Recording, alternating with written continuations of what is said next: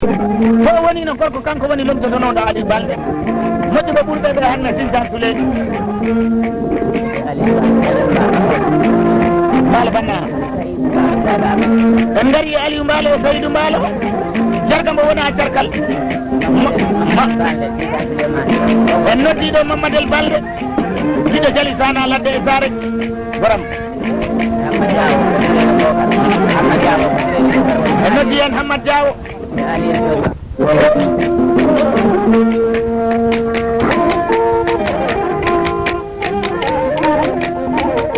o wi malam bambaɗo e Aliou Badara Sodia on woni ɗono leɓol e damal seydiɓe miñi kam inde Fadi Seydi eɓeni jooɗi e Fatoumata Balde e Awa Seydi daaɗe mon leeɓi e daaɗe mon konnguɗi o wi o kettanoɗo o wi ko ɗikkata hanki min puɗɗi ñawama ko hande nden jiɗɗen mbaɗon nen kala ko mbawɗen woni hanki mbaɗa jooɗi damal jaman kannaɓe o wi lar suuɗa torankoɓe mbino cukayel mbagguɗi do dire ñande nder mawni janggo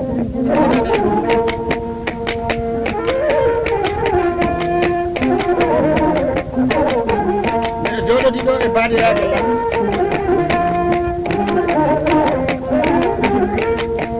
on woni hongo on woni Dialloyel Mbaalo Diallo Mbaalo somo woni no garko kanko woni ɗoɗo ɓiɗɗe Mbaalo jatirawo Samba Mbaalo jatirawo Oumar Mbaalo noddi mbimanaɗo nene jarawo jam jam mo heɓɓata hennata ko landata e ɗumnaɗo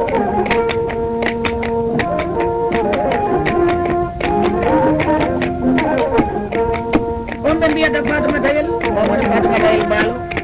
o wi goɗaɗo Demba Mbaalo o wiya meɗen nde Sam Mambo ak Samba Koundel Badara Sadia todduɓe ɓe mbiya bona ko leɓol ngol haali e balada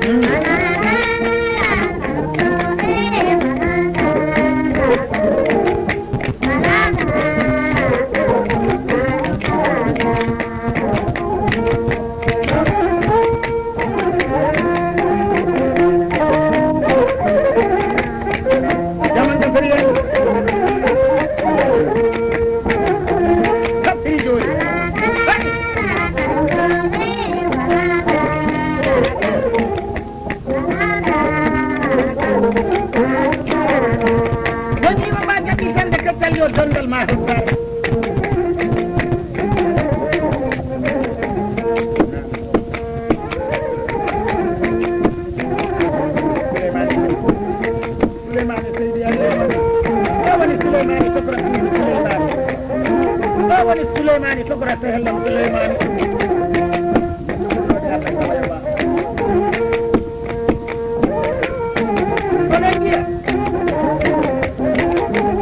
so yenen mbiya jemma e ñalowma tagataɓe golle aduna arani ko golle wurde lamdaki coxtere wona a mawɗo nayeje wona a ñamɗo ketto baali hay so a maayi maji ma tinetake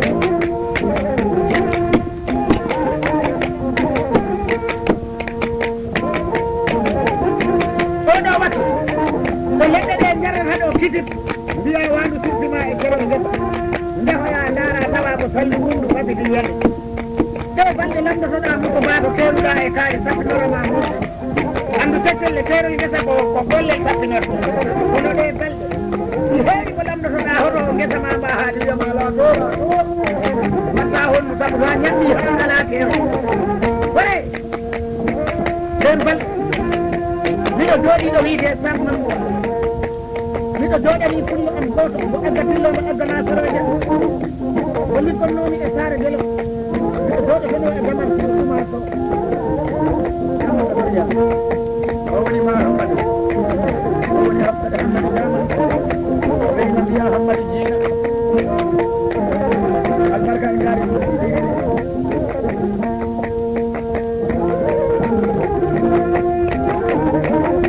sakkanen ɓeddaɗo maɓɓe ɓe kaɓa hen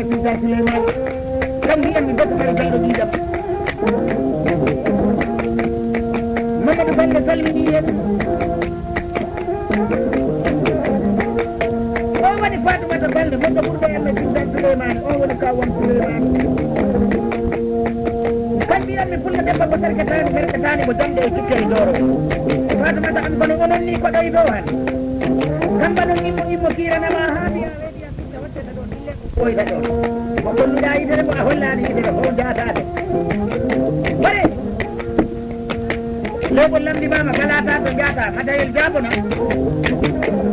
bal hen hunde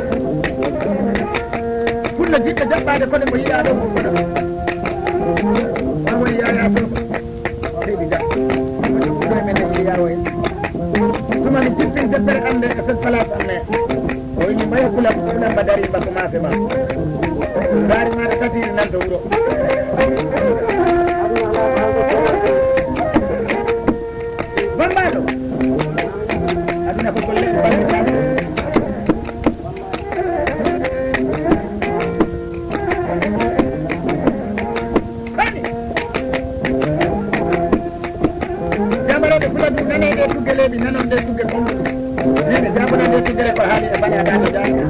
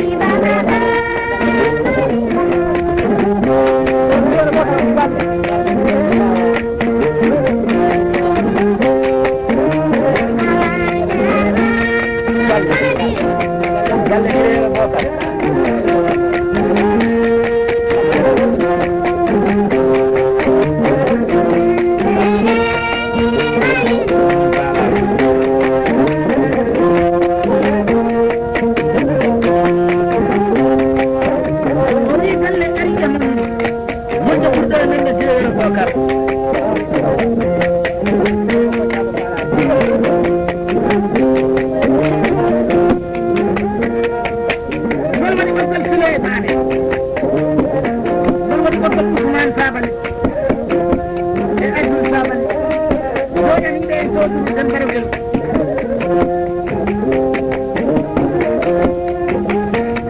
wala afati batte bulle afati batte bulle